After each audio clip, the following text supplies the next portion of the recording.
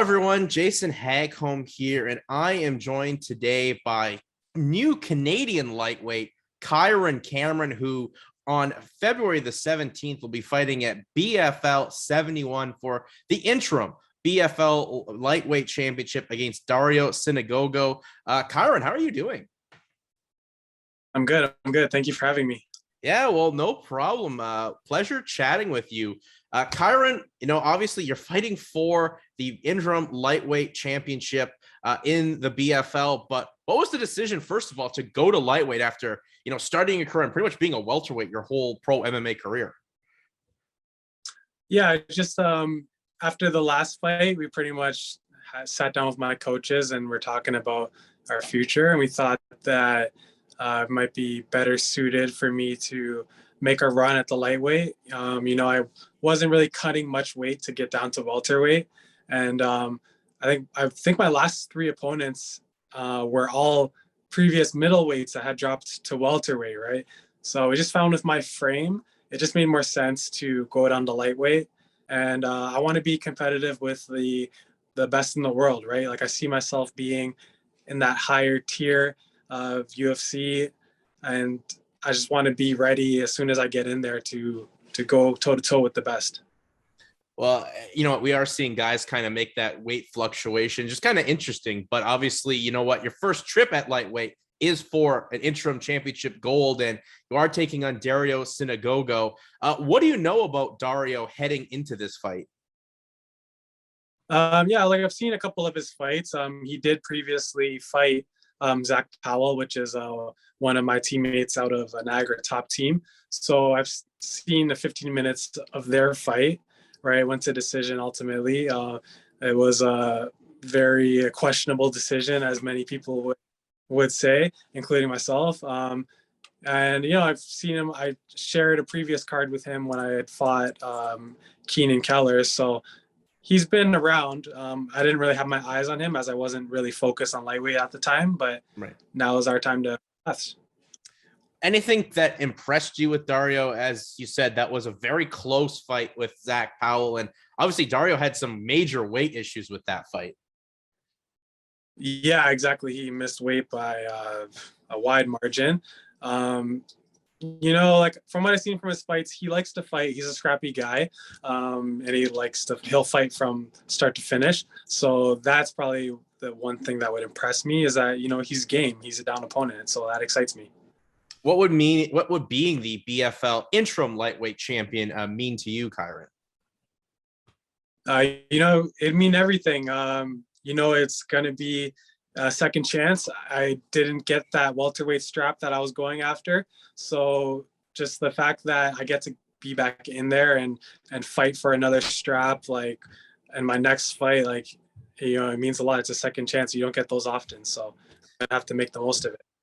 What have you improved on or worked on since, obviously, as you said, it didn't work out for you trying to win the BFL welterweight championship, but what adjustments have you made now heading into this fight? Just tightening everything up, making some defensive adjustments. But with my team, we don't focus on one aspect at a time. It's really like the full gambit of MMA. So we've really just been working what we have been like leading up into previous fights, right? It's just becoming an all-around MMA fighter, and working the system that we have at Aegis MMA. It's just had to tighten a few things up that we noticed in the last fight, but other than that, yeah, it's just been full steam ahead. And what's it like actually having like a gym back? Is now Aegis MMA is now actually in a proper location and getting settled back after the original gym was shut down due to COVID? Yeah, I know. It's a big difference because, like, going into that last fight, we were training out of a 600 square foot facility, like super tiny with like at least 6 guys at a time. I was training out of garages. I was training in backyards. Like, it was like really crazy not having a set location. I was driving all over the place for training. Now it's just like I go to the gym and I get my training in, and that's it. It's like super easy. It's a lot less to think about. Who are you getting the work in over there? So the same regular suspects as Parabellum, getting a lot of training in with Bobby Poirier, a lot of training with Scott Hudson, Aaron Jeffrey comes by often when he's in the country. Series there, he's a current champion in BFL as well. We got Amin, he's fighting, Brad, all the regular suspects from Parabellum. And what's it like, also, training, as you said, with Siri, Bobby Poirier, guys that are also, linked up here in BFL and, coming to Ontario to kind of wreck shop on that, big promotion out in British Columbia.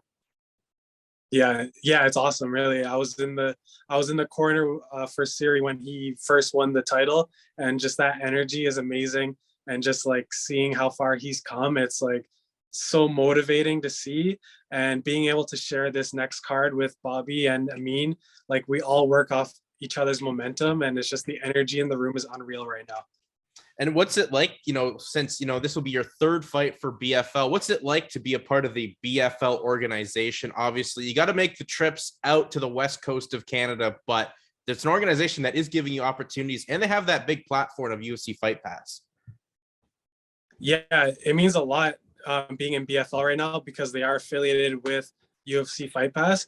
I think it's a great feeder system into Contender Series, into UFC. They have a great production. The fights themselves look amazing on the UFC Fight Pass network, and it's such an easy way for people to tune in, right? They just get that monthly pass, and there's never really any issues with the stream or anything. So it's been really easy for fans and friends and family of mine to tune into my fights, which is awesome.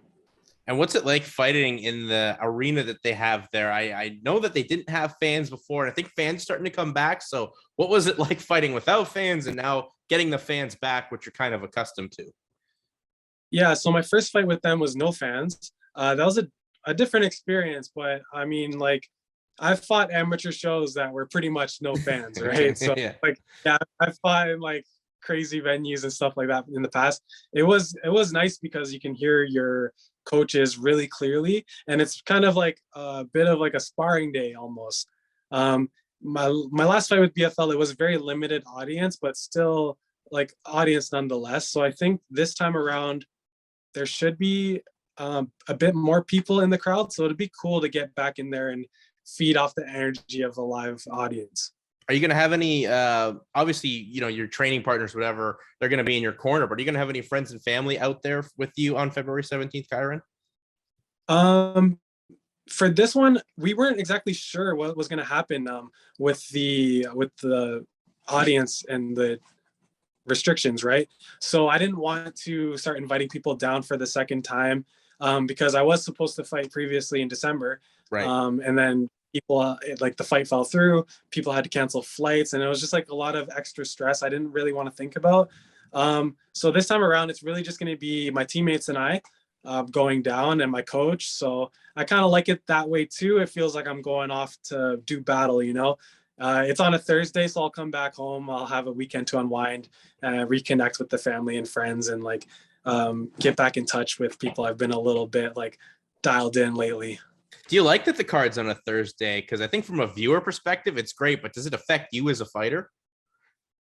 No, it's just a little bit different. Just with the timing of our weight cut schedule and like the training schedule when we would start deloading. But really, it's not going to make too much of a difference. It will be nice to have a weekend off afterwards. And what's your prediction for this fight, Kyran? Obviously, you see yourself winning, but how do you see yourself getting it done on February 17th against Dario Sinagoga?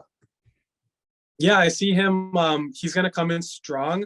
I'm going to pick him apart on the outside, find my shots, and I think that one of those shots is going to wobble him, right? Either he's going to go down and I'll get the TKO finish, or if he shoots in, I have many submissions that I'm comfortable with that I believe I could put him out. I'm coming for the finish for sure. So whether it's by TKO, whether it's by KO, whether it's by submission, I just see myself finishing him for sure. Yeah, when you look at your pro career as well, Kyran, only one fight went to decision. That was just your second pro fight. Everything else is either, you go out there or get the finish, or the one loss was unfortunately didn't go your way, but it's kill or be killed, your mentality. Yeah, exactly. That's what it is, right? I'm trying not to go in super guns blazing, just trying to be more calculated this time around. But that's what I like. I live by that motto. I'm going into enemy territory and I don't want to leave it to the judges, right? You've seen Dario's last fight and how that went. I don't want to leave it up to the judges. I want a finish. I want a definitive answer as to who's the winner.